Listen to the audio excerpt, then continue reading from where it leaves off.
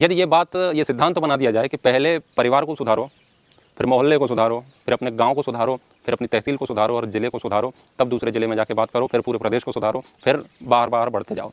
यदि यह नियम बना दिया जाए तो संसार में आज तक जितने भी क्रांतिकारी हुए या सिद्ध पुरुष हुए, ऋषि महर्षि हुए, मुनि हुए, सन्यासी हुए, ये हो ही नहीं पाते जिस रूप में हम इन्हें मानते हैं कि ये इतने बड़े हो गए, इतने बड़े ये हो ही नहीं पाते, क्योंकि वे उनका पूरा जीवन बीत जाता है और वो अपने परिवार वालों को कभी सुधार नहीं पाते। आप बताओ, महर्षि दयानंद ने बड़ा काम किया। मैंने उनका गांव देखा है, महर्षि दयानंद जी का, टंकारा, और वहाँ पर कुछ लोग ऐसे हैं जो ये भी नहीं जानते कि महर्षि दयानंद कौन है। मतलब नाम सुना है, प्लेट व्लेट लगी है इसीलिए, लेकिन उन्होंने क्या किया वो नहीं जानते। यदि महर्षि दयानंद यही काम करते कि नहीं पहले टंकारा वालों को ही संभालना है, इन्हीं को सुधारना है, तो आज जो बात मुझ तक यहाँ मध्य प्रदेश में बैठ के पहुंची है वो कभी नहीं पहुंचती। टंकारा में उनका पूरा जीवन बीत जाता, लेकिन वो कभी सुधार नहीं पाते। टंकारा गाँव तो दूर की बात है, घर वालों को भी नहीं सुधार पाते।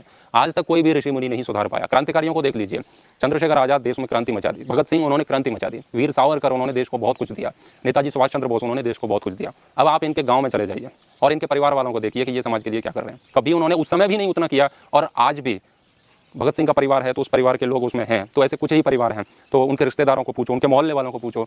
भगत सिंह के गांव में चले जाओ, लायलपुर से कितने क्रांतिकारी निकले जो आज पाकिस्तान में हैं, कहाँ से कितने निकले। चंद्रशेखर आजाद के गांव चले जाओ आप, वहाँ से जाकर के बात करो कि इस गांव से कितने क्रांतिकारी हुए, कोई नहीं हुआ। यदि वे यही चाहते कि हम पहले गांव से क्रांतिकारी खड़े करेंगे, परिवार से करेंगे, तो कभी नहीं हो सकता था।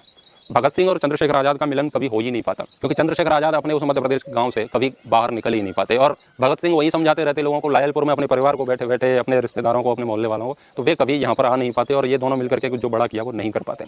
शंकराचार्य के परिवार में आप जाकर के देख लो, आद्य गुरु शंकराचार्य कहाँ, अभी उनके परिवार तो नहीं, लेकिन जितना भी जो भी है उनका जहाँ पर जन्म हुआ वहाँ पर देखो, है ना, उधर पूरा वामपंथ और वो सब फैला हुआ है। बताओ वे कितने ब्रह्म की बातें करते थे, तो वे अपने प्रदेश को सुधार नहीं पाए। राजीव दीक्षित जी के गाँव में चले जाओ, उनके कारण हमारे जैसे लोगों का जीवन बदला, बहुत लोगों, हजारों लाखों लोगों का जीवन बदला।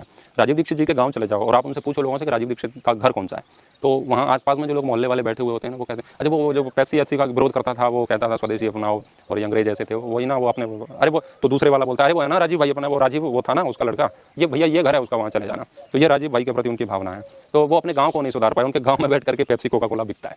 घर वालों को, परिवार वालों को ऐसा नियम बना दे कि केंद्र से एक तरफ से सुधारते हुए जाएंगे तो कभी नहीं सुधर सकते, और किसी को जबरदस्ती सुधारा भी नहीं जा सकता, ये नियम है। मेरे कहने से न जाने कितने लोगों ने नशा छोड़ा है, न जाने कितने लोगों ने। और मेरे पिताजी बीड़ी पीते हैं, पहले भी पीते थे, आज भी पीते हैं, और वो जब तक शमशान नहीं पहुंच जाते तब तक पिएंगे। उनको ऐसा नहीं है समझाया नहीं है, समझाया है, नहीं मानते, नहीं मानते तो क्या करेंगे।